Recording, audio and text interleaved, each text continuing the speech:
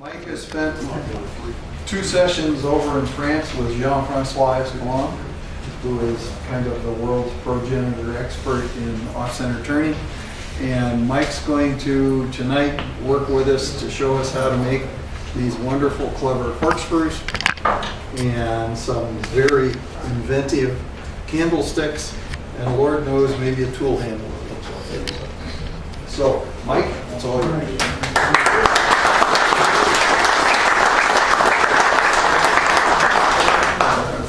Does everybody have a handout? No. Okay.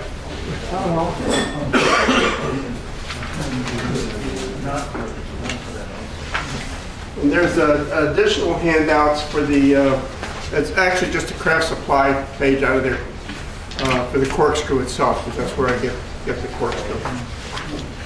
But I got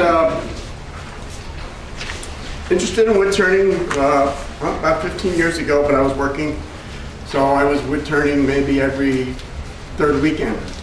But then I retired in 2010, and it's been my pleasure now to do this when I want. I'm not out there every day, but it's fun when I am out there. I got interested in multi-access when I was previously. I lived in North Carolina now 2 years from California, looking at some Barbara Dill stuff, and she's done a lot of work, you know, the technical ends and the ins and outs of the multi-access.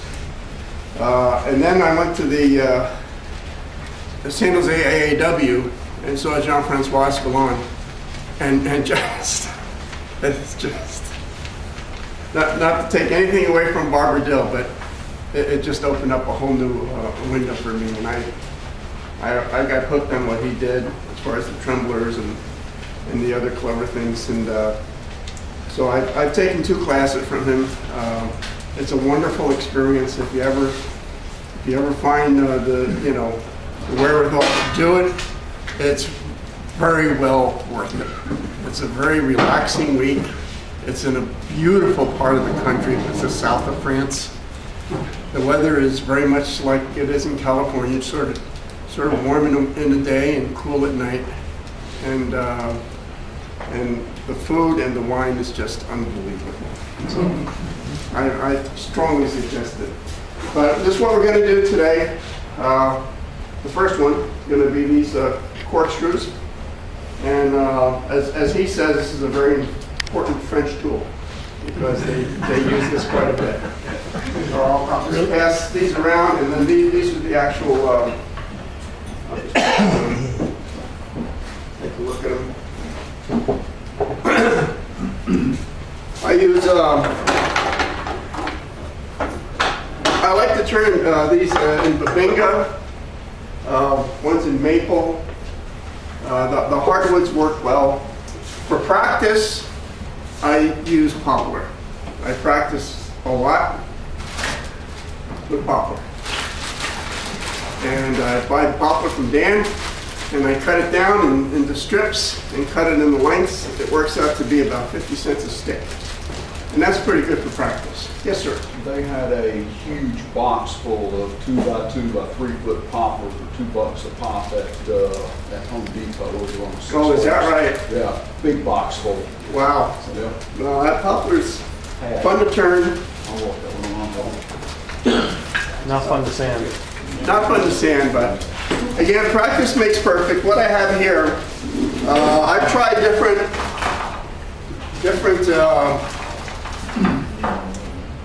designs, styles. You know, how would it look like this? How would it look like this? How would it look like that? Not very good. How about like that? It's okay. I don't like that at all. I thought, well, let's make this real big. Well, it does look clunky. It does just doesn't look good. So that's what all this is. Anybody needs firewood, there you go. Get out of here. But I worked on more or less the shape that I was shown. So tells you how much, yes, right down the square one. Tells you how much I knew. The original instructions called for a 6.5-inch piece of wood. And I guess if you're John Francois Escalon, you can work in tight corners. I'm not, so I changed the instructions to 8 inches. So I have room on the end. We mark we find the center. We mark the center, and then about 1 inch up from the center, we make another mark. And then the same thing on the other side, except that the inch up is on the diagonal. So the 2 marks are like this. This is the key to it. One thing with multi-axis turning, I like to use the one-way, they call it a safe drive, for 2 reasons. I like the spring point in it because I can move this thing back like this, and it's a lot easier to get it in the tailstock when you have a little bit of push behind it and you can see where you're at. The other reason I like to use this is I pre-mark all my any off-axis turning. You want to set the marks in the wood before you go to the lathe. And I use this with a hammer on both sides, and this is the same footprint as this on the one way.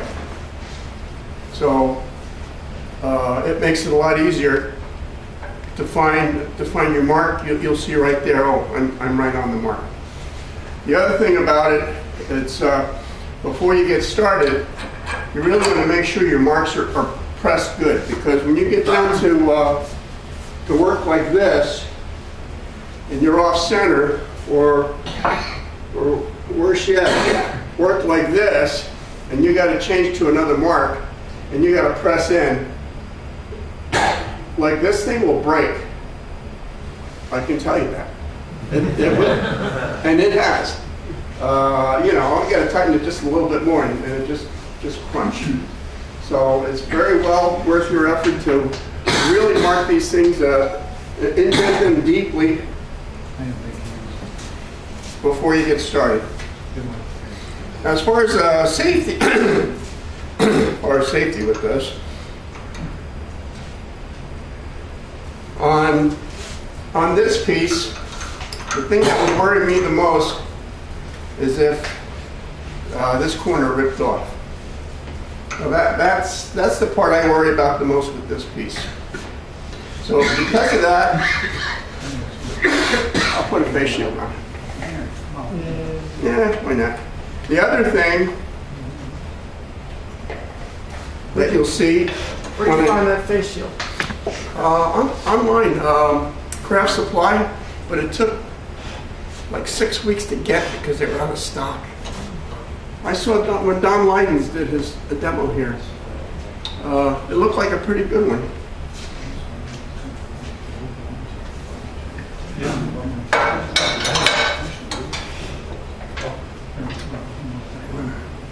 The other thing with offset turning, you really need to no hogging allowed, because if you do, you're going to splinter the heck out of the wood.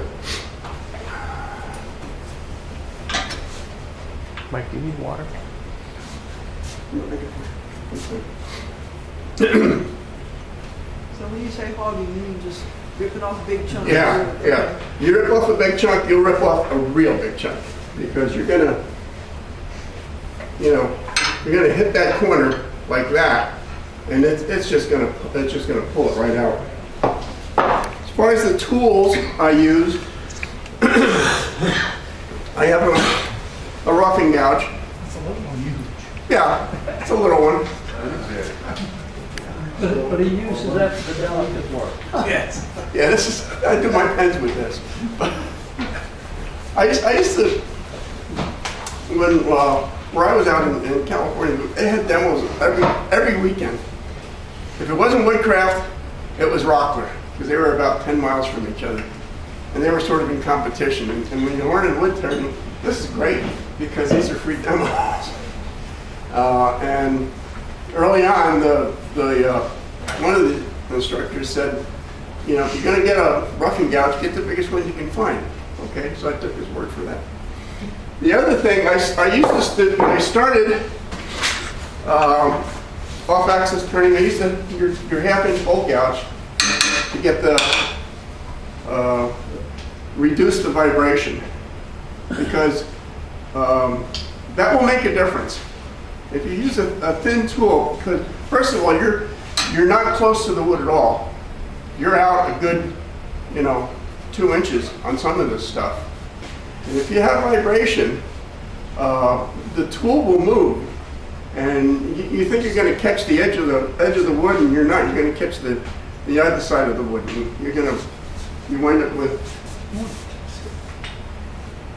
with a crack or something pops off. And then I saw again Jean-Francois Scoulon, and he was using a Thompson 5/8 detail spindle gouge with a nice size handle. It sort of goes along with this guy. And I started using this, and what I like about this better is that I can get in the tight corners a lot better with this thing than I can with this thing. And this, to me, I have no problem with vibration on this. So this is, again, Thompson's 5/8 shallow, very shallow detail gouge. You can see there's a whole lot of steel here. Okay, so what we'll start with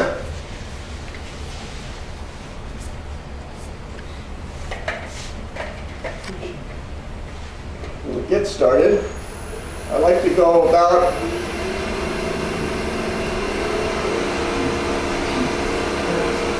1,500. Can everybody see the shadow there? We got 1, 2, 3 shadows.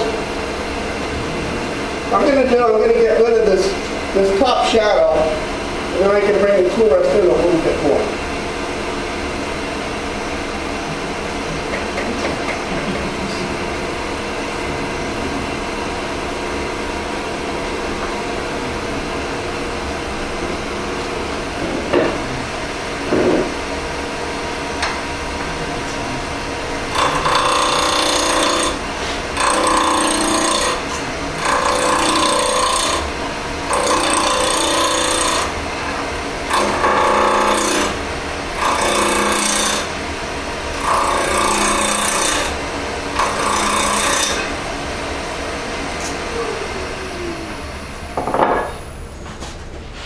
Instead of 1 inch out, I can bring it a lot closer, because we're going to go into the middle of this thing. Always good to check your tool rest to make sure you don't hit with this thing. What's really nice about this safe drive is, if it does hit or if you get a catch, the wheel's just going to spin and the wood's going to stop. So you're not going to be skating anywhere.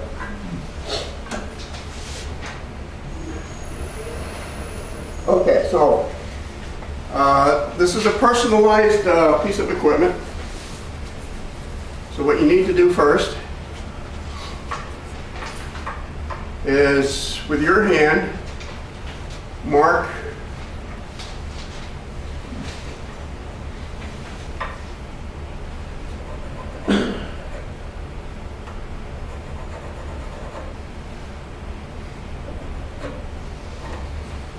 Okay, and what we're going to do, we're going to turn the cylinder between those lines.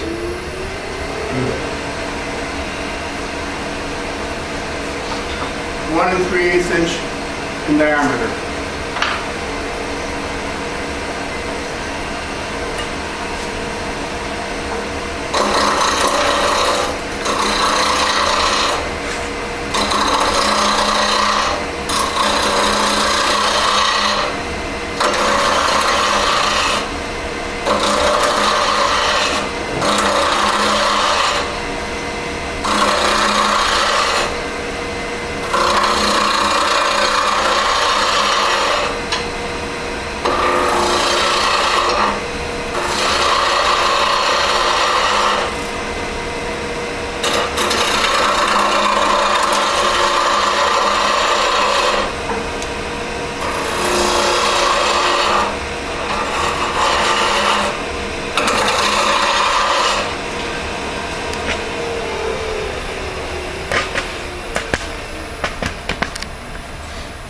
just checking to see where we are with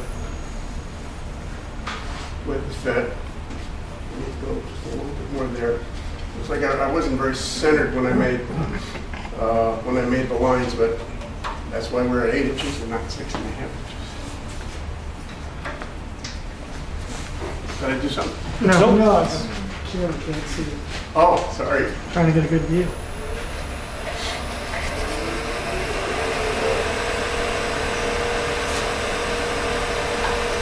It's off axis, but it's in balance. Right. Okay, so 1500 is, the faster the better, actually.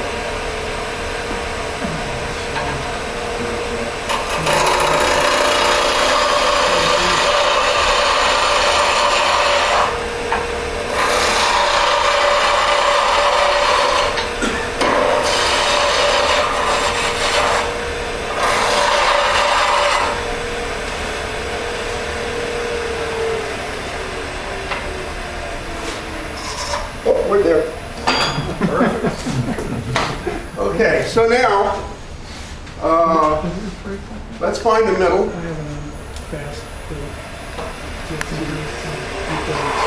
Roughly, it's not critical at this point. Now we're going to make a gentle bead into a cove in these corners.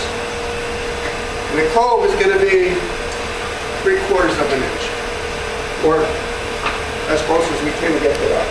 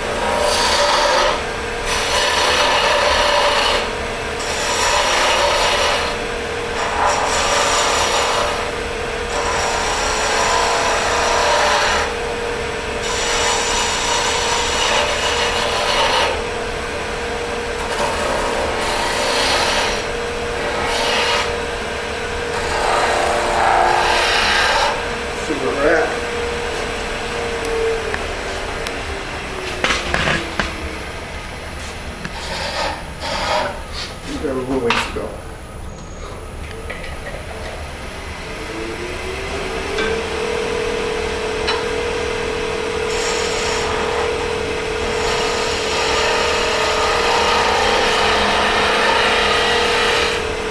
What I'll try to do is find the shape.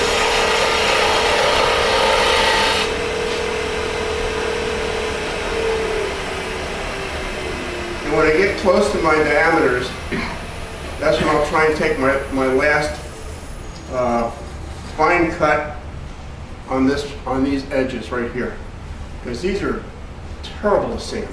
So they really are difficult. I'm not going to do any sanding. I'll just show you how I do sand.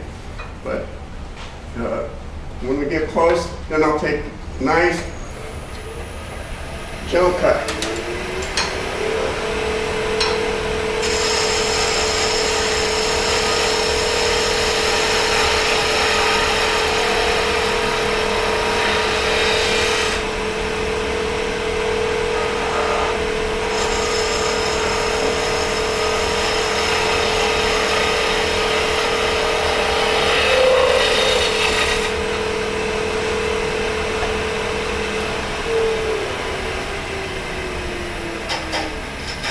One thing with multi-axes you'll find, and this is your advantage to start and stop many times.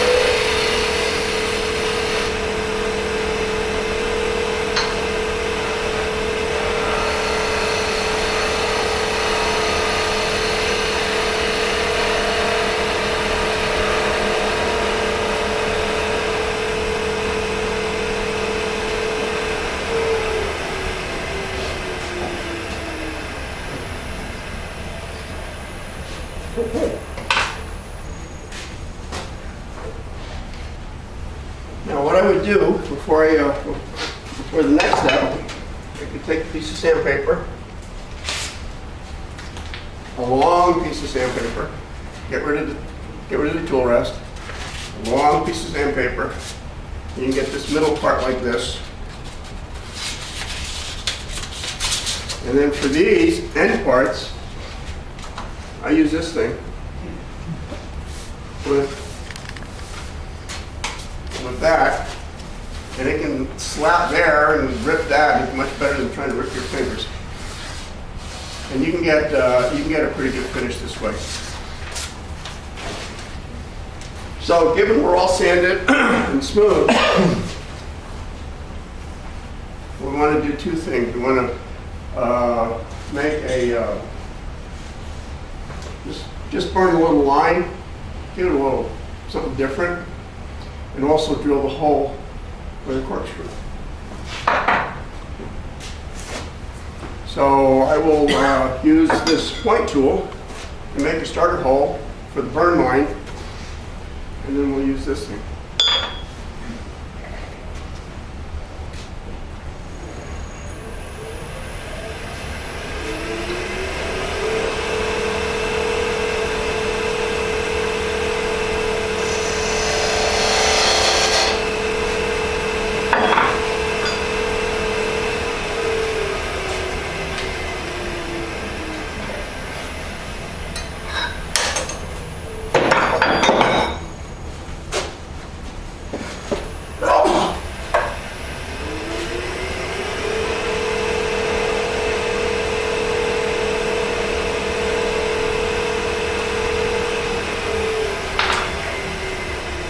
Okay. There's hardly any smoke. We know you're disappointed, Lars. I want to see flames. Did you bring his torch? I take it everywhere. Now to draw the drill, one way you can do it is to make yourself V blocks and put this in a drill press. And you can do it that way, and that works fine. But I find this thing a whole lot easier. This is the one way. They call it a drill wizard. Check it out. Check that out. Yeah, that looks great. I love that thing. Send that out? Yeah, it's great.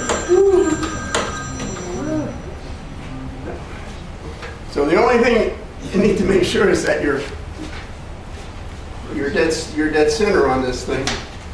And I'm at a disadvantage here because at home I was able to get witness marks and I can just get it right there.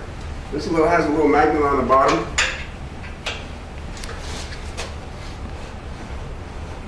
I can at least make sure that it's square to there. Okay, I have a question. Yes, ma'am. Why did we not drill the hole before we shaped the wood so you have a flat side to drill into? You don't know where that center's going to be. You really don't. And it's crooked. Is there a particular orientation of the handles? Absolutely. Absolutely. Right. And I'll get into that right before I start here. Okay, I'm going to just guess that this is okay. You need an assistant to plug it in.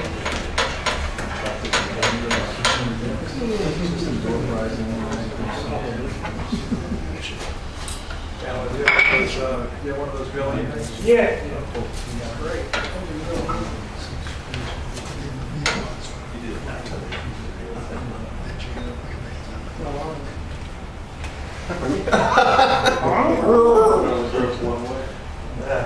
Honey, come pick me up at the hospital. Can't use those hand drill bits?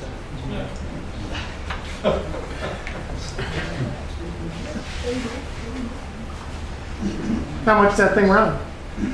$100? About that. About 110, something like that. 110, 115. Okay, now the orientation of the handle is very important. Yeah, one way And it's a matter of preference. If you've seen this coming down, some people will like this kind of a feel, or maybe you'd like this way.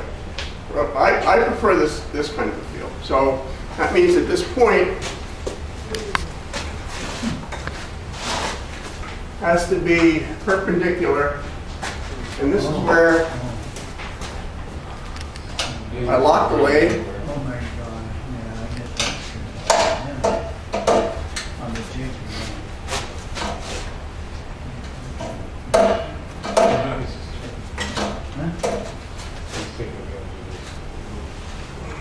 By the way, it's $120 from Craft Supplies for that one-way drill bit.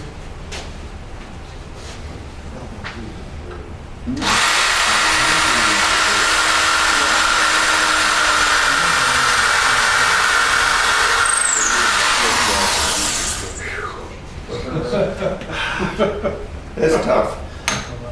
Thank you. I appreciate that. And that's it.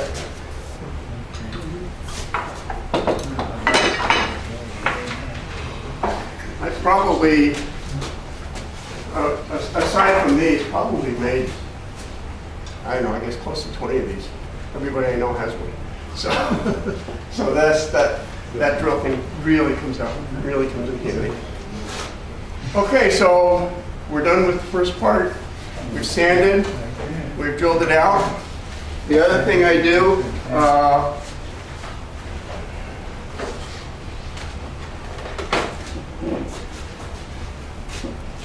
I'll do this later, but I'll just put a little starter hole. This is the this is the actual corkscrew that we're using, but the one that I broke early on before I got it, and I'll finish that later. Are you tapping it or just? The preliminary tap. Yeah, just a preliminary tap, because I use a 2-part epoxy to put this thing in, and it just makes it nice and easy.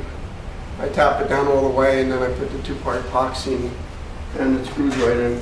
You still have to put this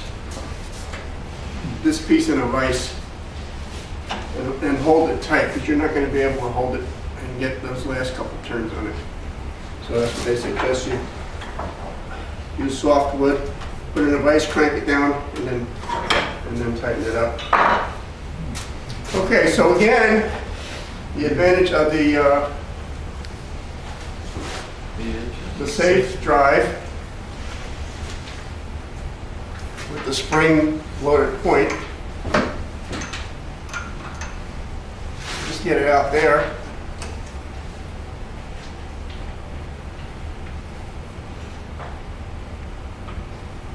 It's a whole lot easier to find it than having to hold it, and then you're turning it, and you're holding it, and you're trying to turn it.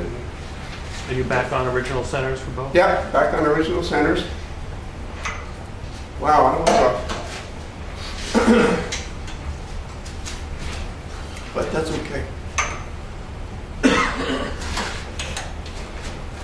Okay, so now what we're going to do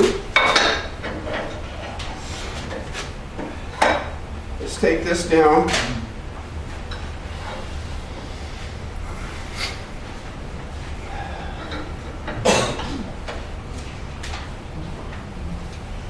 We can use a roughing gouge to start this.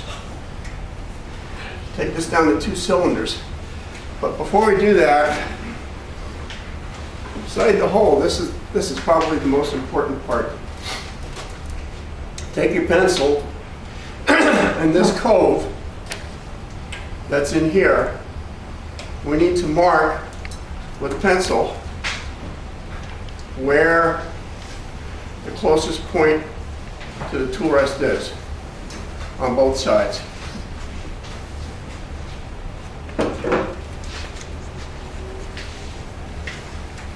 And when I take this down, you'll see how important that pencil mark It really is. Because this tells you how far you can go with that turn.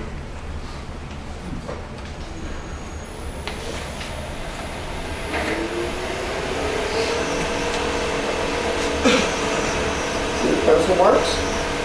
Right, right, right. Right. See, he was trying to.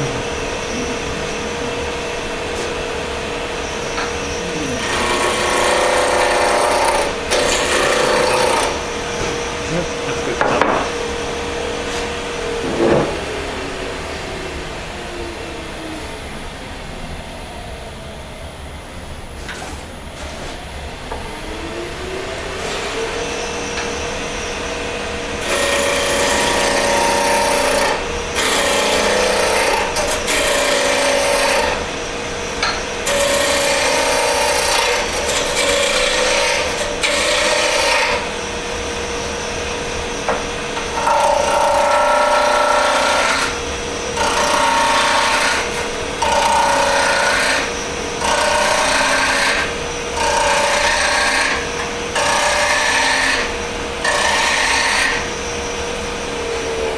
Okay, let's see what we're doing.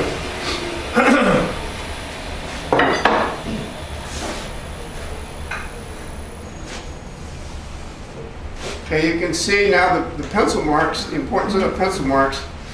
If I go beyond that, I'm going into the part that I don't want to go into. This we need to leave alone. We need this transition right here to be seamless. No bump, no dip, etc.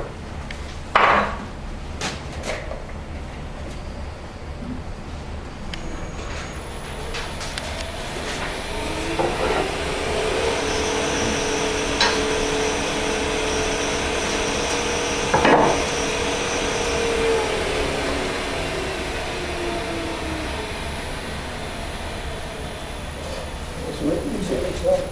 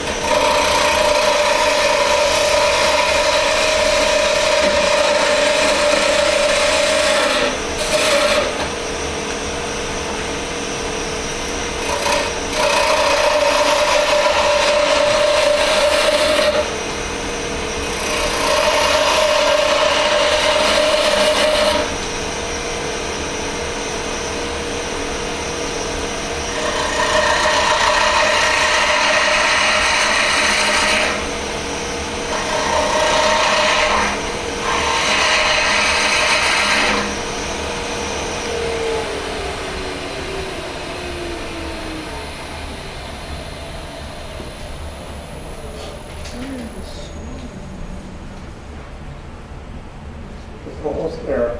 Let's see.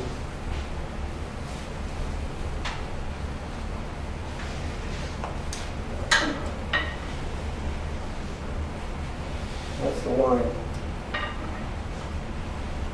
And this one. That's the line.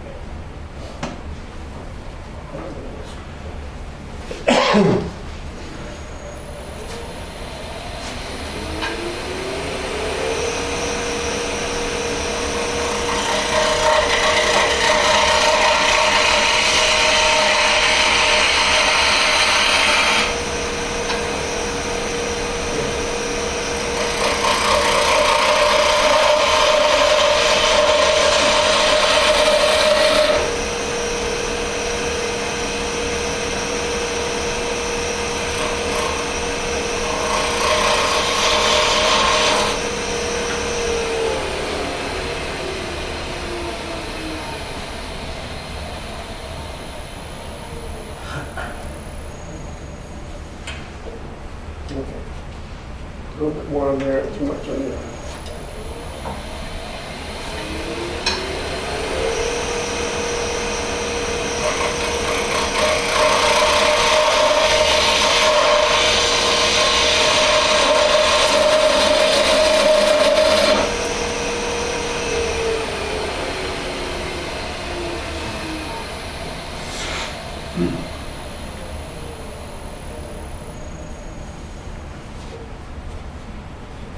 yeah, one. And that one, there's not much we can do it. So now, we make our beads to end the piece. You can see one piece is bigger than the other. So I start with the smallest piece, the smaller end, and try and get a nice curve on that. And then I have a lot of extra wood on this piece that I can match. I can try and match that.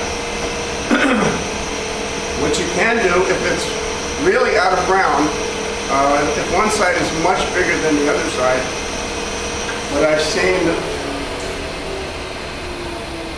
seen him do is stop the lathe and move this piece in just a little.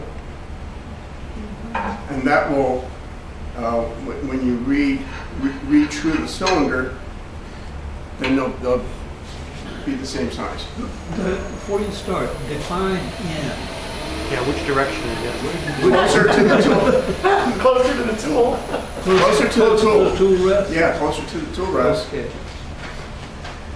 From what starting point? From, it doesn't matter, from, From all the way away or all Yeah. the way close? close. But we're not going to do that.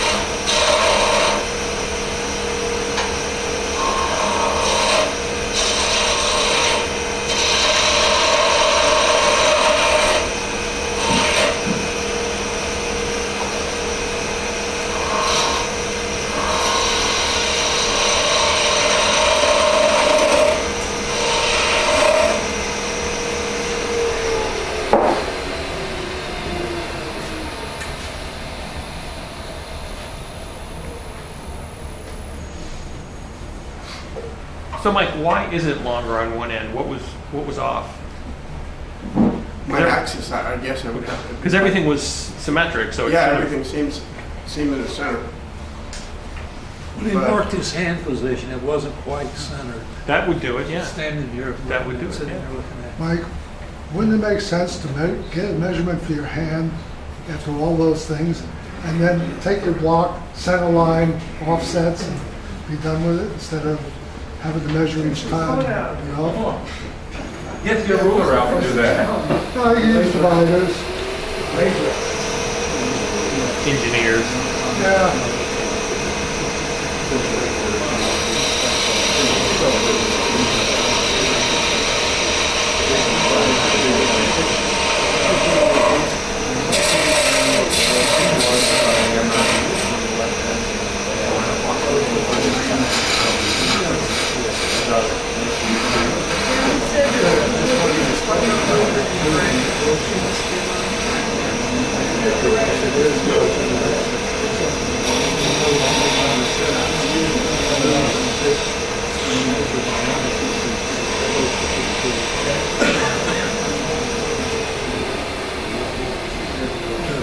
Okay, when we get to this, where we're close, this would be a good spot to sand and get rid of your tool marks, etc. And then let's part it off.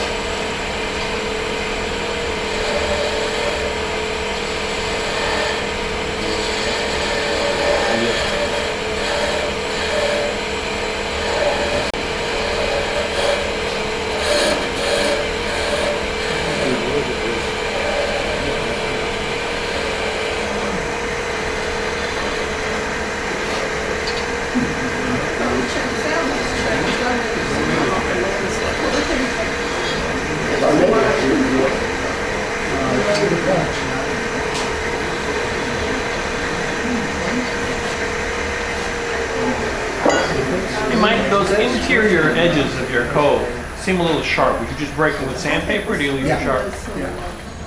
Yeah, and the back piece, the sandpaper does tremendous for the back piece. Oh, you didn't cut it? We wanted to see it fly. You put this thing goes in it.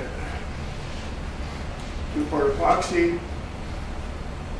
Sand the tips. I use on all of these. I use the myelin cellulose sanding sealer, and then I use the Beal buff.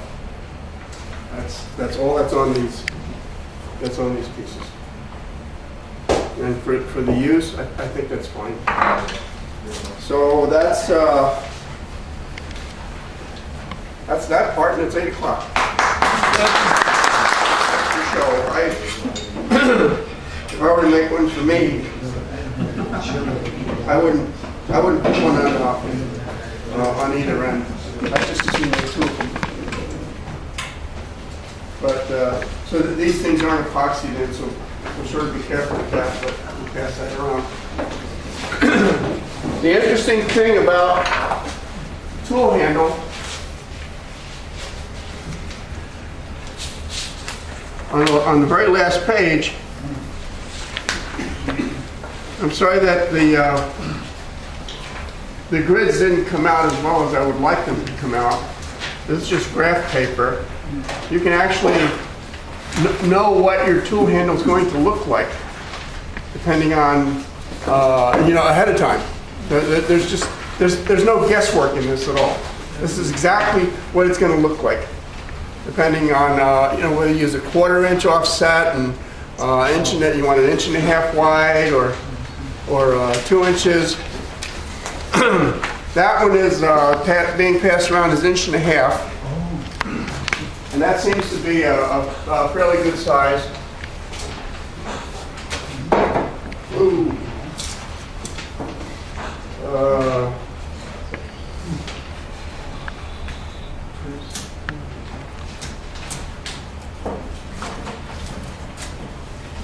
So we're going to make 1.5 inches tool handle. You can, I don't know if you can.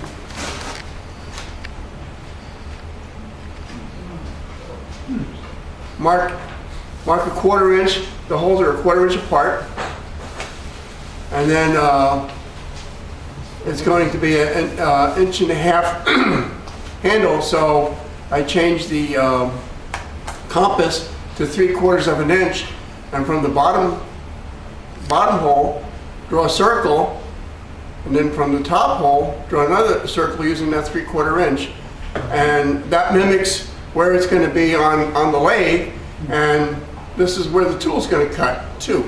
And you can go beyond it and then you've ruined it. But yeah, you can actually, you know, if you want it bigger than that, that's fine. You can do this ahead of time, and you'll wind up with an oval tool handle that fits your size. And now those handles are straight, and they don't have to be they straight. They can curve in. You'll find when we do this, you'll have sort of a ridge on the top and a ridge on the bottom. And when you sand it on the lathe, that just blends that ridge in beautifully. So that's not an issue. So again, everything's marked.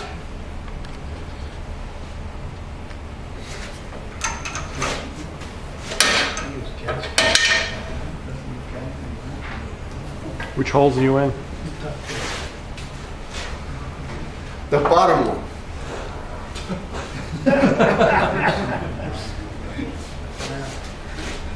Oh, I'm sorry. It's the top one.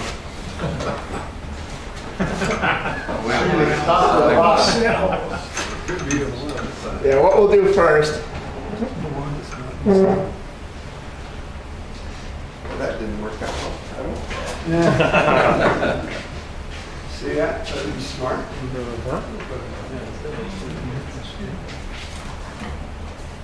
got punished. What we're going to do first is round the, take the edges off the square. So we're in the middle.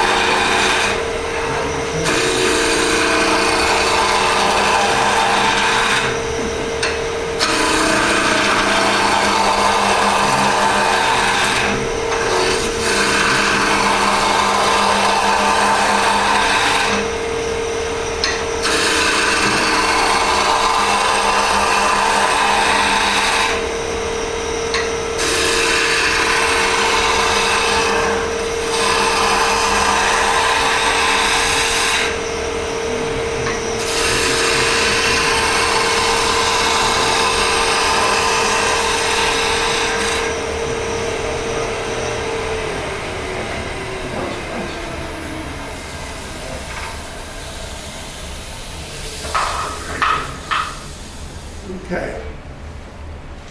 So now we'll go to the first set.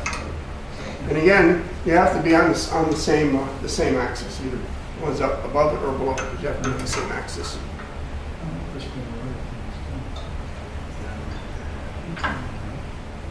Did you?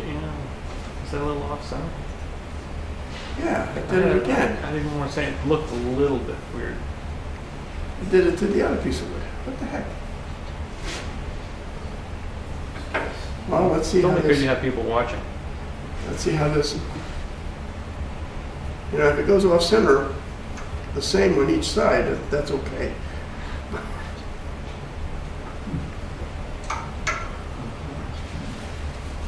Always check your clearance. We have our lines.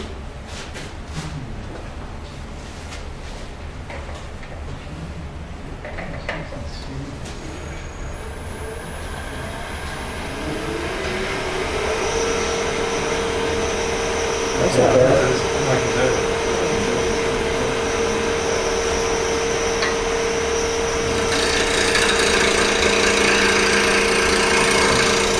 I find when I make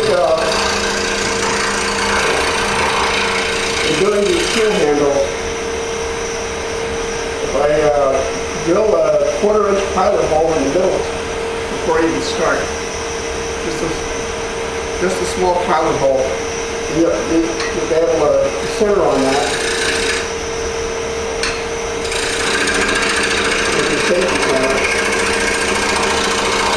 This makes life a lot easier later on when you have to drill that 3/8 inch hole or a 3/4 inch hole.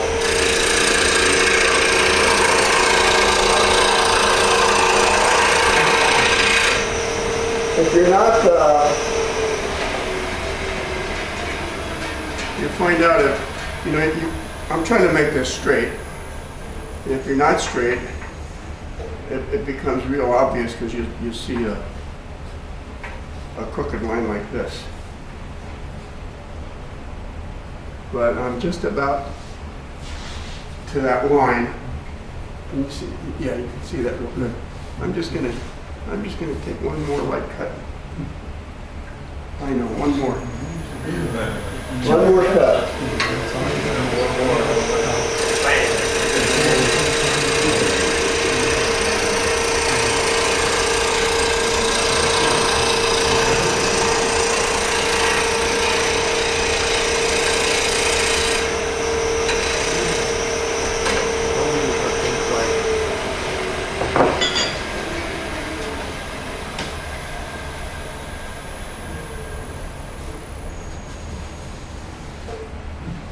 All right.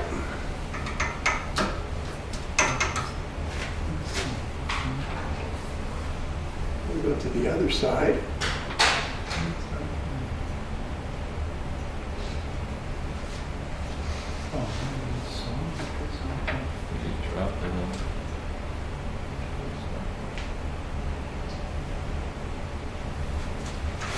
I just find it's much easier to do it this way than try and hold this thing steady while you're cranking this thing in. It's just much easier. You got two hands on it. You can move it up and down and see if the tip is fitting into the place where it's supposed to.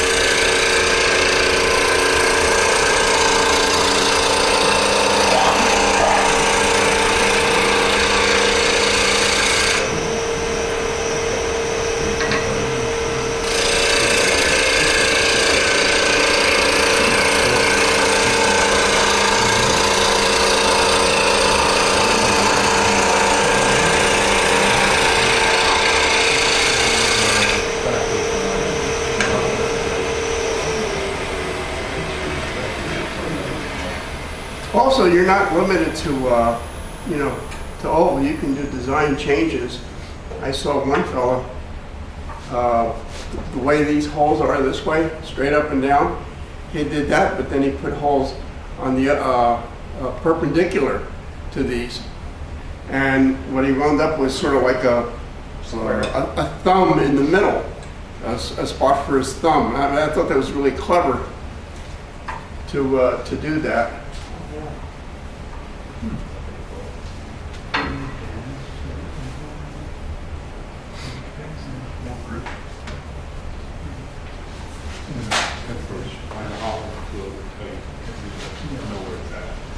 Let me try and straighten this one end up.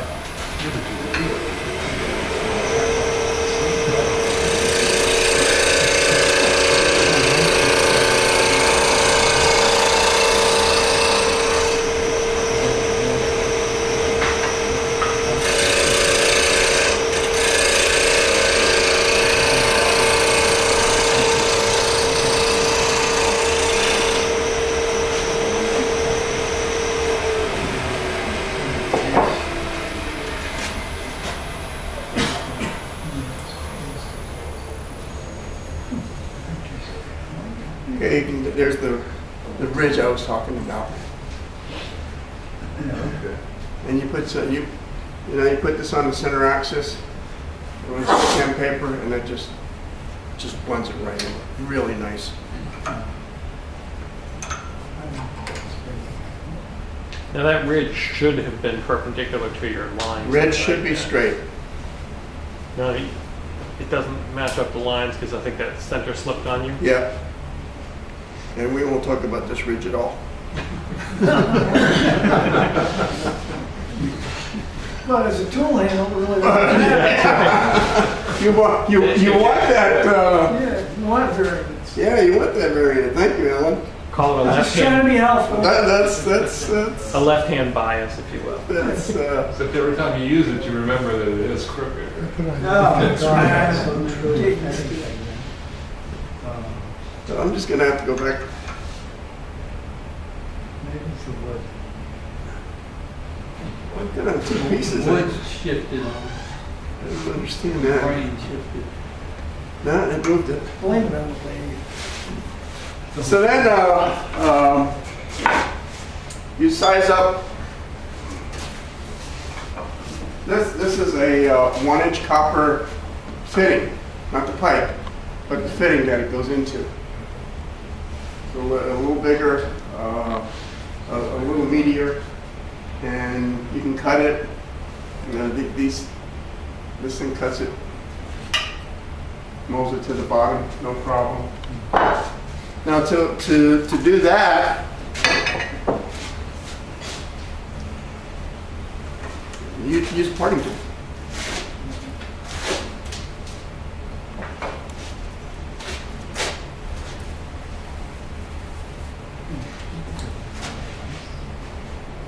Up there.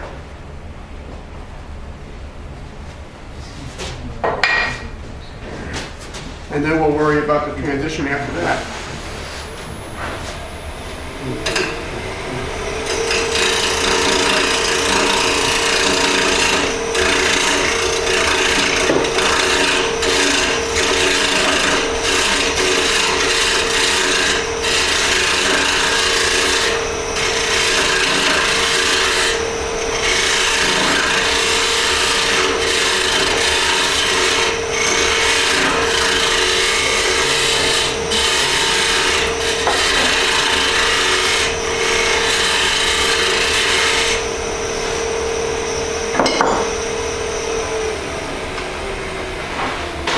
You have the calipers, and yeah, that's exactly where I need it. I never get that. I think we have spring-loaded calipers welcome to this side. I like it. Yep, that's good.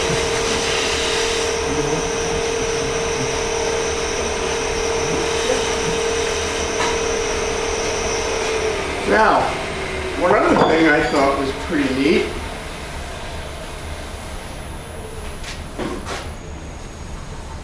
is how do we finish this end off? Well, I discovered that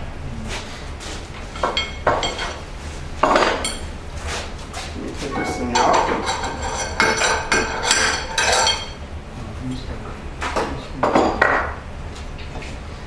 Years ago, I put a light pole drive. Haven't used it. But this is perfect. That's what that thing's. That's what that thing is for. I keep finding it in my toolbox, I can't remember what I bought it for. What is it? Oh, it's A light pole to make light poles. I saw difference. I just saw that in the name. I thought that. I saw it years ago. I said, geez, that'd be neat. I've never made one. But as it turns out, this piece, if you take my center punch, it fits it exactly. Yeah. You need to, if you held it tight, you could throw it over. Oh, so he can come really far. There.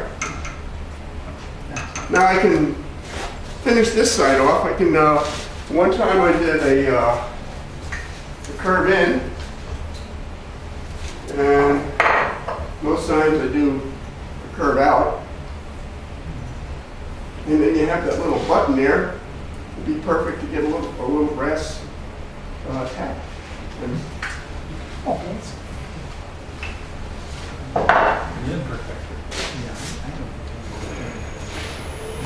so let's go out.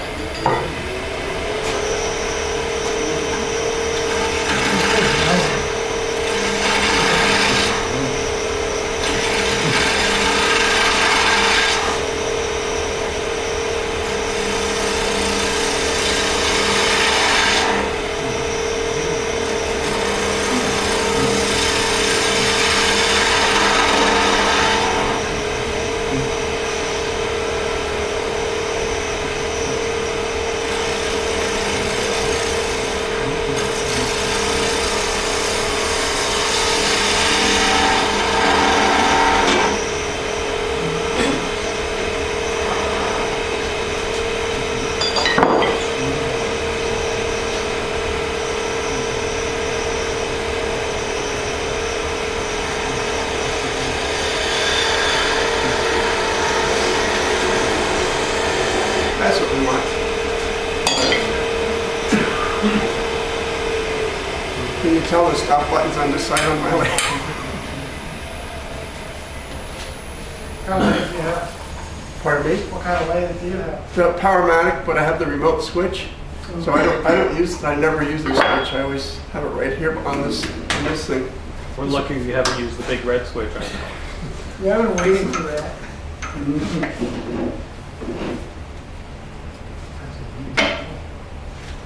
Little zippity doodah. Little brass tack, make it fancy, and there's your tool handle. Pretty straightforward.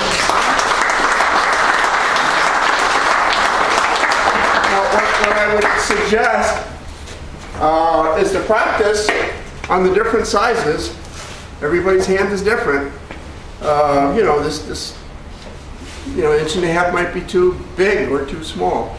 You know, you wanted a good size. You want to be able to move it. And the nice thing about this, you can set the, do you want the bevel in line with this? So when you're turning, you're that way? Or if you use it for a skew, do you want the bevel in line with this? So that when you're turning it, it's the same as. So you can, that's what's nice about this. You can do whatever you want. And again, these aren't glued in, but you can see. That's why there's not a whole lot of wood. Not a whole lot there. Is Not a whole lot there. No. How deep does that go in? This goes all the way through. This hole only goes to here. And then I got a 1/2 inch hole going all the way through. How did you drill that hole to keep it concentric? I started out with a 1/4 inch pilot hole, small bit, short. And then I have a one that's about that long, 1/4 inch. And drill that one halfway. I learned from somebody, instead of going all the way through, just go halfway. And then I did it on the other, and then I went the next size up and eventually got the 1/2 inch and the 3/8 and 1/2 inch. So it worked out pretty well. Anyway, thank you. I appreciate